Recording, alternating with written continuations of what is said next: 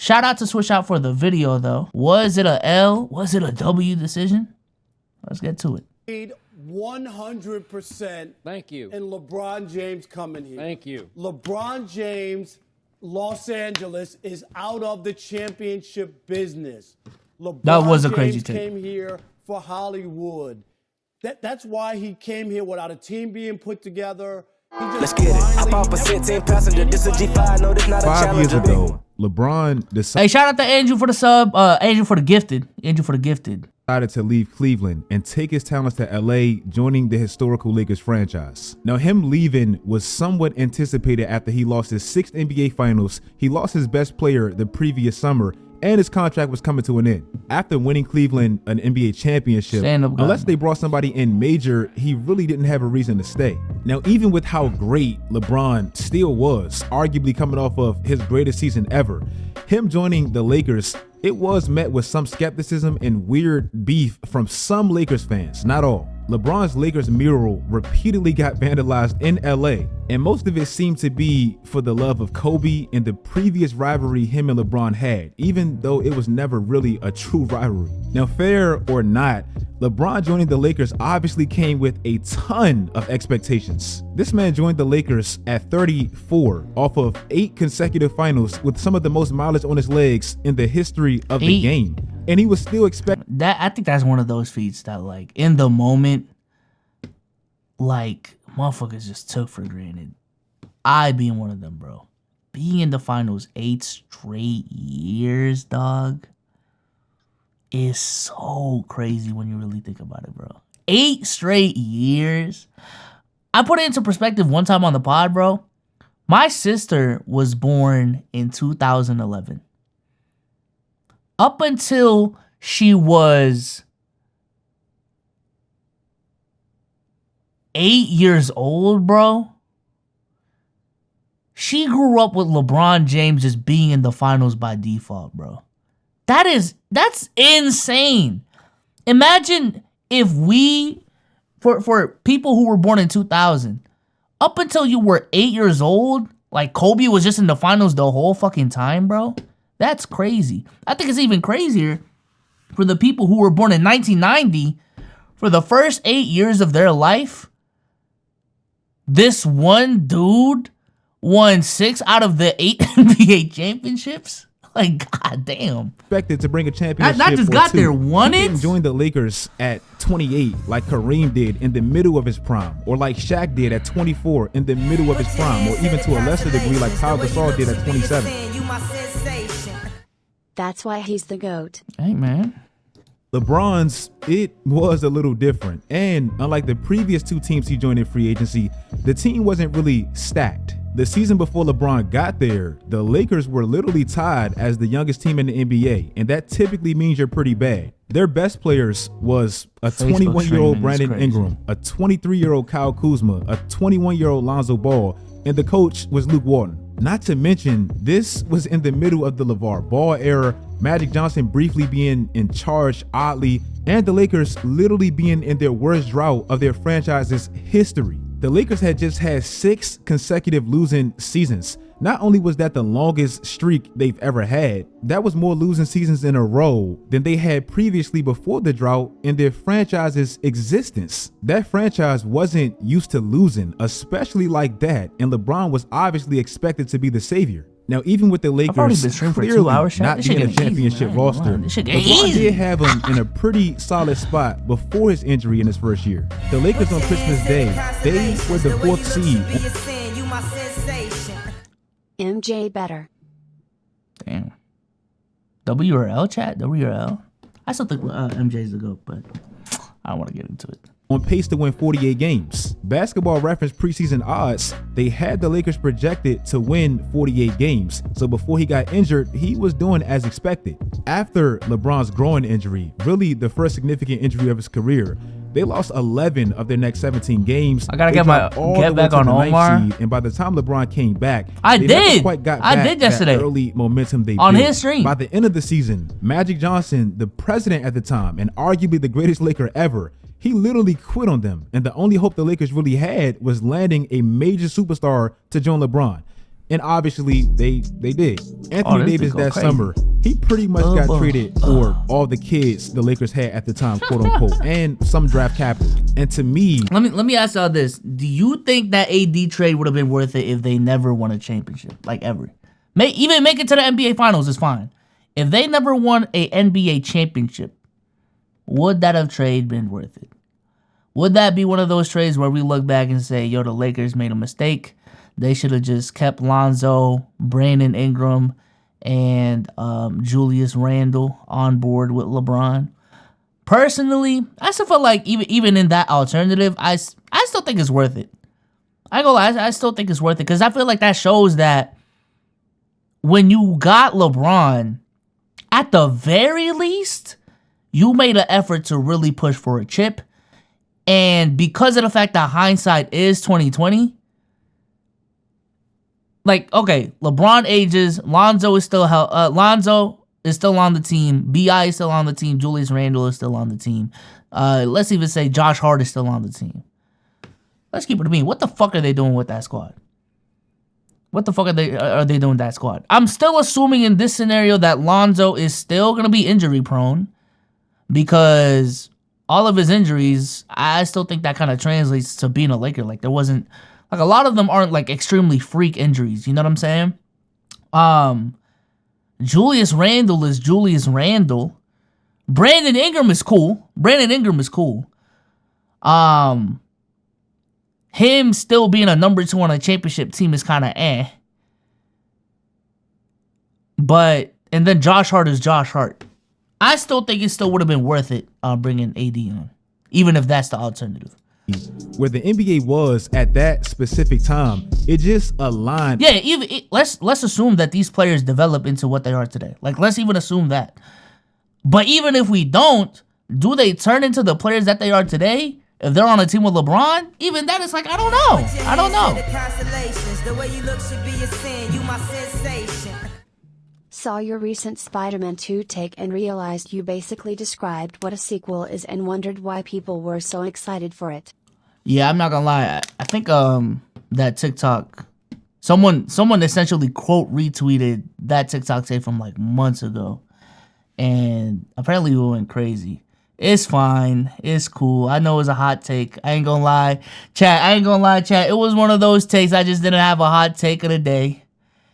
And I capped in front of the people. I ain't gonna lie. I capped in front of the people. Perfectly for the Lakers and definitely for LeBron and his legacy. The Warriors' crazy dynasty, it came to a halt after Klay Thompson got hurt and they left Kevin Durant. Kevin Durant left the West and ultimately the sport for a year. Super teams had officially died and it was really no predominant favorite. Obviously, advantage LeBron. With LeBron already being there, after they got Anthony Davis, they made little big moves to complement that duo, and it made them a very competent roster. Stealing Danny Green from the Raptors, signing JaVale McGee and Dwight Howard to make them big, opposing, and better defensively, signing Avery Bradley.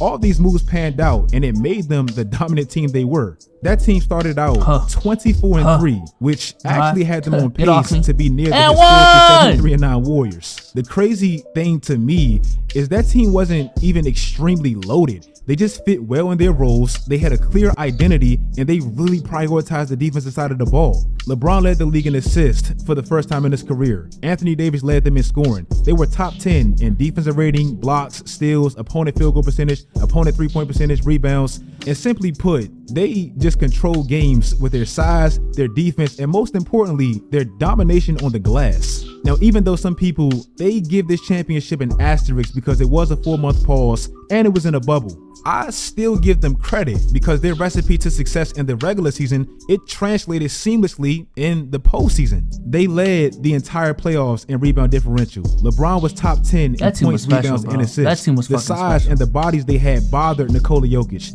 Anthony Davis led the playoffs in plus minus, and they That team really was so cruised special, through the bro. bubble smoothly. LeBron, say what you want, he did it. He stayed true to his promise to Kobe, Lakers Nation, Jeannie Buss, everyone, and he won a championship in the purple and gold. The following season, Rob Pelinka got in his bag and he cooked. traded streaky Danny Green for Dennis Schroeder off of arguably the best season of his career, stole 6th Man of the Year Montrezl Harrell from the Clippers, signed KCP back, got Marc Gasol. On paper, the team, they look stacked. And early on, I never liked these moves, chat. I never liked these moves. And especially when I found out they wasn't starting LeBron at the 1. I didn't fuck with it. You know what I'm saying? I was actually a little bit more optimistic with this team than other people. But I think when push comes to shove, bro, they found that winning formula in 2020. LeBron at the 1, AD at the 4 and 5. Let the offense run through LeBron and AD. This is why you got that dynamic duo. This is why you got this arguably Shaq and Kobe-esque, modern Shaq and Kobe-esque duo. And then they wanted to, I don't know if it was the organization, maybe LeBron had some input. They wanted to add a point guard into the mix. You know what I'm saying? They got rid of their bigs. Their defense was not as good. And then the year after, they tried to sign Russell Westbrook to even double down on having a point guard alongside LeBron James. It just didn't work out for me, bro. I ain't gonna lie. They played like it. If you remember, this team just got derailed by injuries to their best players. The shortened season mixed with bad luck, it just tainted what possibly could have been another great championship run. Before Anthony Davis hurt his calf, the Lakers, they were second in the West, on pace for a 61-win season. After AD's injuries and the games post his injuries, they were 2 games below 500. A month after Anthony Davis's injury, LeBron, he got injured, and it forced him to miss 27 games, which ultimately resulted in them fighting for their playoff lives. Now, we know how this ends. They make the play-in. LeBron hits this magical shot against the Warriors. They meet the Suns. AD gets injured, and LeBron loses in the first round. I think they would have been the first time in his career. I think they would have advanced if LeBron and AD obviously didn't get injured, but that Bucks team was different that season, bro. That Bucks team was different. And if we want to, use that, if AD and Bron wasn't injured, the Nets also were not 100% healthy. And that Nets team as well was, that Nets team was different now. That Nets team was different. To me, is where the Lakers franchise and Rob Pelinka specifically, they just panicked in the most LeBron way possible. After that Suns first round defeat, he put pressure on Rob Pelinka to make moves, and regretfully, he did. It was just the wrong ones. They traded a significant amount of their depth away, the depth that really complemented that duo pretty well, for an expensive, terrible fit Russell Westbrook. Yep. This is proof of how impulsive and really stupid that move was. From the time they got AD in 2019 all the way up into his calf injury that messed up their 2021 season, they literally had the best record in the NBA in that span. A 99-game sample size, almost 100 games. They dominated the league. They never had to do that. After they traded for Russell Westbrook and they lost all their depth and they lost all their financial flexibility, they relied on players like THT to be significant. They had 8 players on vet minimum contracts, and they literally became one of the most disappointing teams to me in modern NBA history. Now, even through all that chaos, LeBron, he played great individually, second in scoring, the greatest 20th season ever, second highest points per game of his career, 250 pieces, average 30. But the combination of AD regressing, AD missing half the season for his second straight year, the team completely losing their defensive identity, the spacing being terrible after the trade, the Lakers being the oldest team in the league, all that resulted in them being 16 games under 500. What made this so bad is because of how terrible that trade was, it didn't look like it was much light at the end of the tunnel. The Lakers were stuck contractually. There wasn't with Russ on the team. Russell Respectfully, Westbrook. man. The only way they can move him is if they added a first round pick or 2 to his name. And it's like the whole league knew it and they were in cahoots. Last summer, the only real moves they could make was changing the coach, putting Russell Westbrook on the bench, getting Lonnie Walker and players like Patrick Beverley. That obviously doesn't really move the needle. In their first 5 games last year, they started out 0-5. At the trade deadline, they were 5 games below 500. This was with Anthony Davis having stretches of phenomenal basketball. LeBron James, specifically after he turned 38, having phenomenal stretches of basketball. Even Russell Westbrook off the bench, having very solid stretches of basketball. The fit was just disgusting. At the trade deadline, Rob Pelinka woke up, decided to prioritize now and what's left of this LeBron AD tandem, and made major move after major move after major move and completely reshaped the Lakers season. Rob finally gave up on that 2027 first to move Russ, and they got back D'Angelo Russell from Minnesota. They got Rui Hachimura from Washington. They got Jarrett Vanderbilt to help them defensively with their versatility. They got Malik Beasley to help out with their spacing. All these moves, they just fit perfectly with LeBron and AD. Yo, I'm not gonna lie, bro. What Rob Pelinka did during the trade deadline alone was one of the craziest comebacks in NBA history. I'm not gonna lie. Everyone, including myself, was ready to give up on this weak ass Lakers team, and rightfully so. Cause I don't want motherfuckers to gaslight me, acting like I wasn't just in giving up on that team by trade deadline. I'm not gonna be gaslit into thinking Rob Pelinka really was fucking up until that trade deadline. But literally comparing the Lakers pre-trade deadline to what they are post-trade deadline is just, you don't, like, I don't say this a lot, but you deadass do not know basketball if that's what the fuck you're doing, bro. This does not make sense. And what also made these moves so dangerous to me is how well Austin Reeves began to play, especially after LeBron got hurt and Russell Westbrook left the team. From LeBron's foot injury in Dallas all the way up until the end of the regular season, look at Austin Reeves' number and specifically his efficiency. This man was insane. Simply put, these trades at the deadline, they worked, and I mean like a charm. Rob Pelinka to me is still the GM of the year. From the day they finally decided to move Russ and that 2027 first round pick, they had the best record in the conference, the best defense in the league. They knocked off the defending champion Warriors, and they made it all the way to the conference finals as a 7th seed. Easily one of the best turnarounds I've ever seen in a season, especially that deep into a regular season, and with arguably their best player LeBron being really injured. After they lost to Denver, yeah, LeBron flirted with retirement, but nobody really believed that. 3 to 4 months later, look at this roster today. Yeah! Easily the most loaded team of LeBron's Lakers that shit career, is cold, and bro. arguably of his career in Yeah! general. So now looking back at this, No. years- We're not doing that again, bro. No. We're not. Swish out. I fuck with Swish out, but we're not doing this. This is arguably the best team LeBron has ever assembled again, bro. We're not doing that, bro. We're not doing that. We have fell for that trap way too many times as an NBA fan base, bro. Way too many times. Way too many times. In 2018, when they got Isaiah Thomas, we said the same thing. And all that depth that they got, they replaced Kyrie, with an all-NBA scorer, and they added depth. We're not doing that again. And then when they traded for like Jordan Clarkson and other dudes that same season, motherfuckers wanted to make that same weak-ass argument. Is this the best squad LeBron has ever had? Is it? Come on, bro. And then in 2021, when they got Dennis Schroeder, and then when they got Montrezl Harrell, 2 6-man of the year candidates, with LeBron, with AD, is this the best team LeBron has ever had? And then, when that team turned out to be ass, and when they got Russell Westbrook, is this... Come on, bro. We're not falling for the shit again, bro. I'm of just the belief of we just gotta see it to believe it. This team has potential.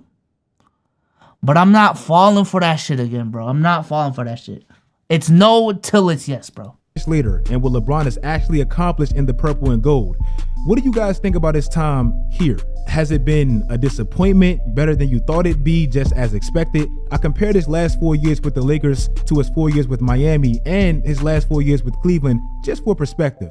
Obviously, I took out that first year because there was no AD, and that was really a trial year. But in my opinion, it's actually been better than I thought. I thought he was done winning championships the moment he left Cleveland.